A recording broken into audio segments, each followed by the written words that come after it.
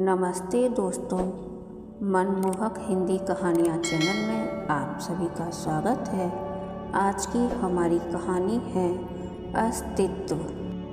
आदि पड़ोस की पूजा दीदी हैं ना, आज उनका डांस शो है यशवंत राव चावला हॉल में। मुझे भी इनवाइट किया है, लेकिन मैं कैसे जाऊँ?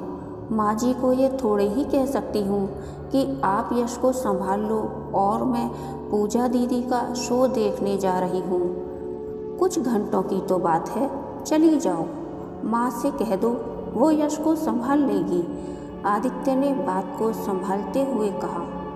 सच कहूँ तो कभी कभी पूजा दीदी के नसीब पर रश्क होता है। बड़ी किस्मत वाली है वो। इस उम्र में भी अपने सारे शौक पूरे कर रही हैं और परिवार के लोग भी उन्हें पूरा सपोर्ट करते हैं। पिछले महीने ही उनका उपन्यास छपा था, तब भी उनके पति और परिवार वालों ने उनका खूब हौसला बढ़ाया था। एक मैं हूँ, कोई पूछने वाला नहीं कि मेरी भी कोई ख्वाहिश है, ज़रूरत है। बस दिन भर नौकरानी की तरह सबके आगे पीछे घूमती रहती हूँ कि किसी की शान में कोई गुस्ताखी न हो जाए, मुझसे किसी काम में कोई कमी न रह जाए। बच्चे की जिम्मेदारी भी जैसे अकेले मेरी ही है। तंग आ गई हूँ मैं एक जैसी नीरस जिंदगी जीते जीते। अनु, तुमसे किसने कहा कि नौकरानी की तरह रहो? ये तुम्हारा अपना घर है, तुम जैसा चाहो रह सकती हो। किसी काम में मदद चाहिए तो बेझिझक कह दिया करो। हाँ, जहाँ तक बच्चे की जिम्मेदारी की बात है तो उसमें मैं तुम्हारी ज़्यादा मदद नहीं कर सकता। माँ की घुटनों की तकलीफ़ से तुम वाकिफ़ हो। वो यश के आगे पीछे नहीं दौड़ सकती। हम दोनों में से किसी एक को घर पर रहकर बच्चे की देखभाल करनी ही होगी। तुम कहो तो मैं। आदित्य की बात को बीच में ही काटते हुए अनु चिढ़कर बोली। अब उपदेश देकर महान बनने की कोशिश मत करो। मैंने भी आपकी तरह कड़ी मेहनत करके MBA की डिग्री हासिल की है। मुझे भी कई बड़ी कंपनियों से जॉब के ऑफ़र आए थे, लेकिन शादी के बाद सब खत्म हो गया। औरत हूँ ना, मेरी मेहनत, मेरी काबिलियत की कद्र कौन करेगा? मैं पूजा दीदी जितनी नसीब वाली कहाँ हूँ? अब आदित्य को भी गुस्सा आ गया था। वो चिढ़कर बोले, मैं भी तंग आ गया हूँ तुम्हारे रोज़ के झगड़े से। आखिर तुम चाहती क्या हो? तुम्हारी खुशी के लिए मैं यश को बेबी सिटिंग में रखने को तैयार हूँ ताकि तुम जॉब कर सको, लेकिन तुम बच्चे को वहाँ भी नहीं रखना चाहती। अब तुम ही बताओ क्या करना चाहिए मुझे? मैं तुम्हारी हर बात मानने को तैयार हूँ। कुछ नहीं, बस मुझे अकेला छोड़ दो, कहते हुए अनु कमरे से बाहर निकल गई। मुंबई शहर के 1000 स्क्वायर फीट के फ्लैट में अनु और आदित्य का झगड़ा माँ के कानों तक न पहुँचता ये तो संभव ही नहीं था। फिर भी उन्होंने चुप्पी साधे रखी। बेटे बहू के झगड़े में वे कम ही बोलती हैं ताकि घर में शांति बनी रहे। आदित्य के ऑफिस जाने के बाद जब अनु काम करते हुए गुनगुनाने लगी, यश के साथ खिलखिलाते हुए बातें करने लगी, तो माँ ने अंदाज़ा लगा लिया कि अब अनु से बात की जा सकती है। वे जानती हैं अनु दिल की बुरी नहीं है, बस जब उसे महसूस होता है कि उसकी सारी पढ़ाई, काम का दायरा घर के भीतर ही सिमट कर रह गया है तो वह चिढ़ जाती है। उसकी जगह कोई भी लड़की होती तो वो भी ऐसा ही करती, इसलिए वे उसकी बातों का बुरा नहीं मानती, उल्टे आदित्य को ही चुप रहने और शांति बनाए रखने को कहती हैं। अनु, तुम पूजा का डांस शो देखने ज़रूर जाओ। 3-4 घंटे की तो बात है, फिर आदित्य भी आज जल्दी घर आने वाला है। मैं यश को संभाल लूँगी। वैसे भी तुम कई दिनों से घर से बाहर नहीं निकली हो। माँ ने अनु के सिर पर प्यार से हाथ फेरते हुए कहा। Thank you mom, you are so sweet. सच बहुत मन था शो देखने का, आपने मेरी ख्वाहिश पूरी कर दी। कहते हुए अनु माँ से लिपट गई। अनु की हरकतें आज भी बच्चों जैसी हैं, पल में तोला पल में माशा, मन में कुछ नहीं रखती, जो जी में आया कह देती है। इसीलिए माँ को उसकी किसी भी बात का बुरा नहीं लगता। हाल ही में खरीदी नई ड्रेस पहनकर जब अनु घर से निकली तो बिल्कुल गुड़िया लग रही थी।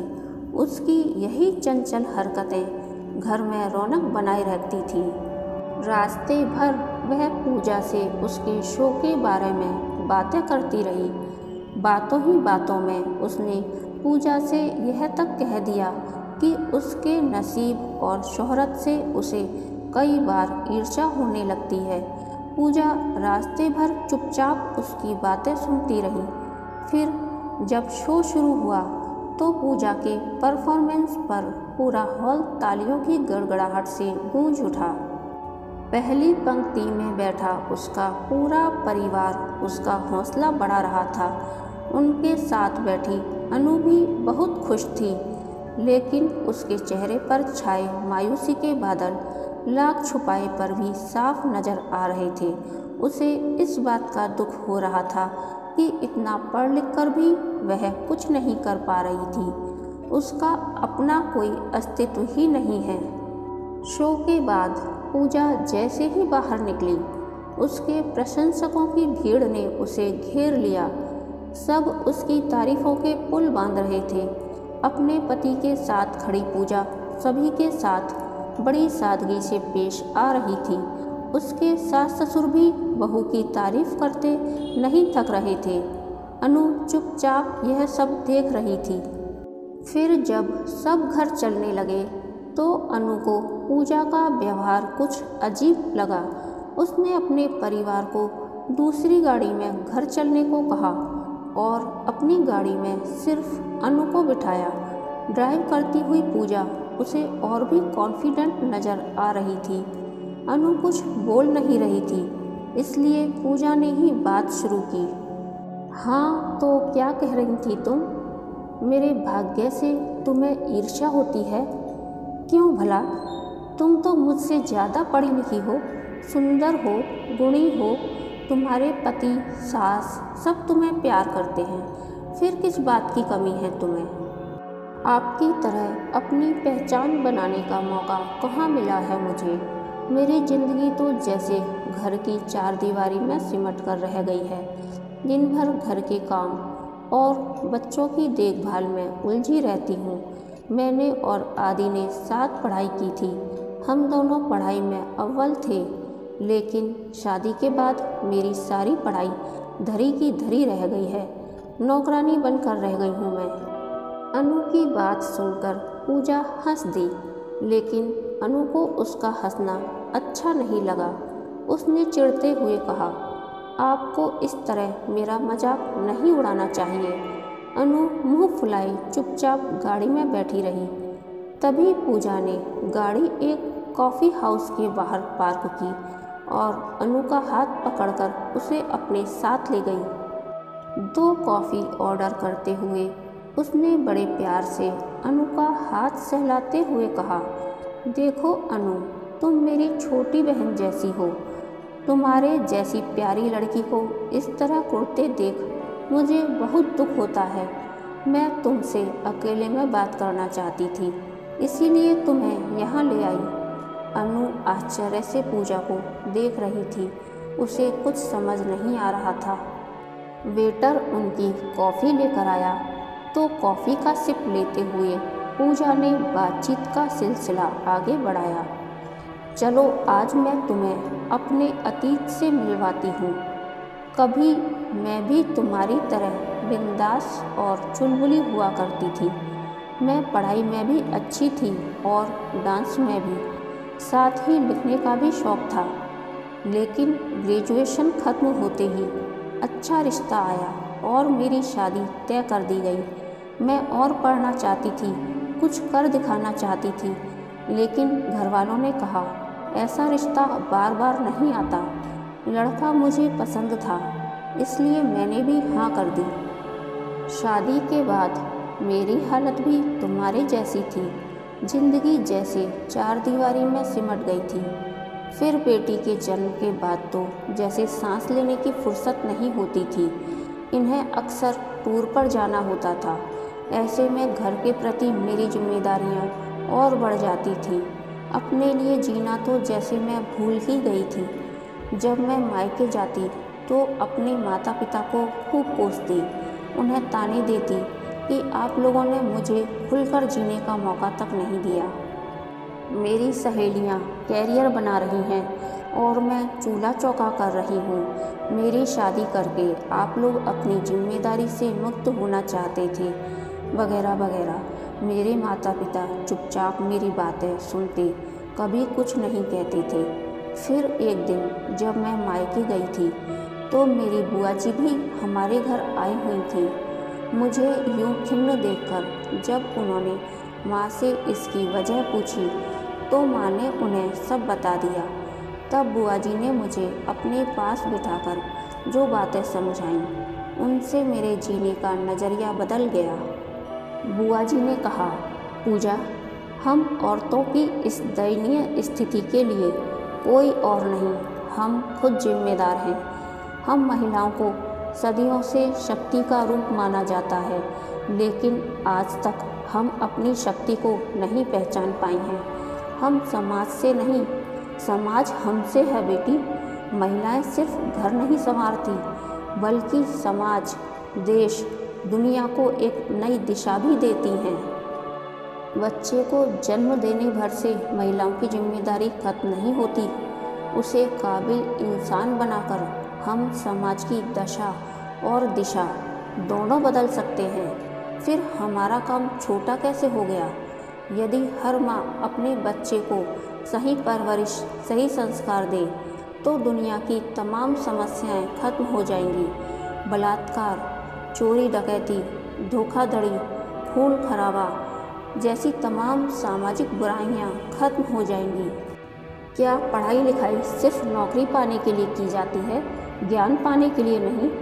और उस ज्ञान का सही उपयोग यदि घर से शुरू हो तभी तो समाज बदलेगा।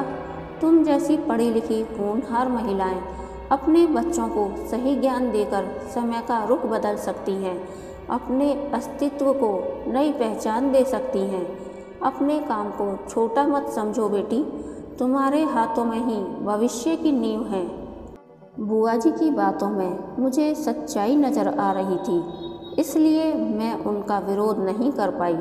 सच ही तो कहा उन्होंने, हम औरतें ही समाज का नक्शा बदल सकती हैं। बुआ जी अपनी रो में बोले जा रही थी। समय हमेशा एक जैसा नहीं रहता बेटी। औरत की ज़िंदगी में कई पड़ाव आते हैं जहां उसे अलग अलग रूप में अपनी जिम्मेदारियां निभानी होती हैं बेटी।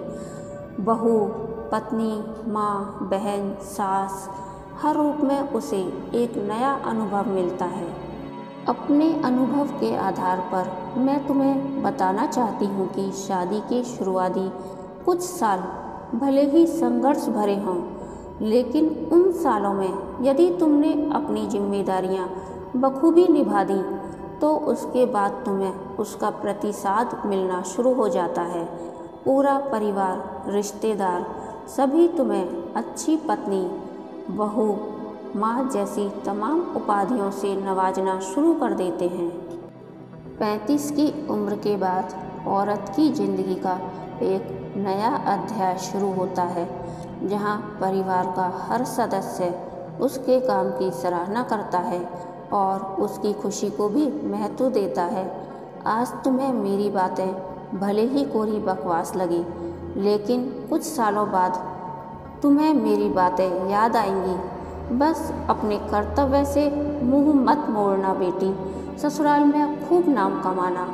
तुम ऐसा करोगी ना? सहमति में सिर हिलाने के अलावा मेरे पास कोई और चारा नहीं था। क्या कहती? बुआ जी की एक एक बात सच ही तो थी। इंसान की पहचान उसके घर से होती है और चार दीवारी के मकान को घर औरत ही बनाती है। बस उसके बाद से मैंने कूदना छोड़ दिया और अपने परिवार की उन्नति व खुशहाली के लिए हर मुमकिन कोशिश करने लगी। पति, सास ससुर बेटी के हर काम में बढ़ चढ़कर हिस्सा लेने लगी। आज मेरे पति एक मशहूर मल्टीनेशनल कंपनी के डायरेक्टर हैं। मेरी बेटी मेडिकल की पढ़ाई कर रही है और मेरे सास ससुर पूरी तरह स्वस्थ हैं तथा हर काम मुझसे पूछकर करते हैं। मेरे डांस और लिखने के शौक़ के बारे में जानने के बाद मेरे पति ने ही मुझे प्रोत्साहित किया और कहा कि अब मैं अपने लिए जीऊँ, अपने शौक़ पूरे करूँ, और पूरे परिवार ने इसमें मेरा साथ दिया। पहले मैं अपनी जिन सहेलियों को देखकर कुढ़ती थी, आज मैं उन सभी से आगे निकल आई हूँ। मेरी कुछ सहेलियाँ जिन्होंने 35 की उम्र के बाद शादी करने का मन बनाया, उनमें से कुछ को मनचाहा जीवन साथी नहीं मिला तो कुछ को औलाद की खुशी पाने के लिए संघर्ष करना पड़ा। हम जब जब कुदरत के साथ खिलवाड़ करते हैं तब तब हमें उसका भारी नुकसान उठाना पड़ता है। कैरियर तो तुम फिर शुरू कर सकती हो, लेकिन तुम्हारे बच्चे का बचपन क्या फिर लौट कर आएगा? बस कुछ सालों का संघर्ष है, उसके बाद तुम्हारा परिवार ही तुम्हारी ख्वाहिश पूरी करेगा। औरत होने के गौरव को और उसकी जिम्मेदारियों को समझो अनु। हमें मिलकर एक नए समाज का निर्माण करना है। अपनी पढ़ाई का सही इस्तेमाल करना है। अपने ज्ञान को पैसों से मत तोलो। तुम वो कर सकती हो जो तुम्हारे पति कभी नहीं कर सकते। क्या वो तुम्हारी तरह बच्चे को जन्म दे सकते हैं? उसे अपना दूध पिला सकते हैं? लोरी गाकर सुला सकते हैं? नहीं ना अनु, ऐसे कई गुण हैं जो कुदरत ने सिर्फ औरत को दिए हैं। उनके महत्व को समझो। तुम हर तरह से काबिल और गुणी हो। यूँ चिढ़ कर अपने घर का माहौल मत बिगाड़ो, न ही अपने आत्मविश्वास को डगमगाने दो।